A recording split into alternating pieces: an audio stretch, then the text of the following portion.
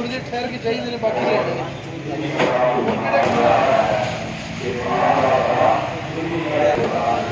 लो जी देखो शेर पंजाब उतर रहा है।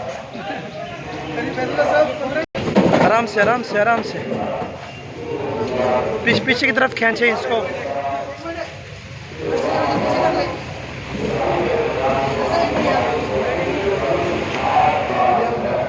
रक्षी को आगे से उठा ले।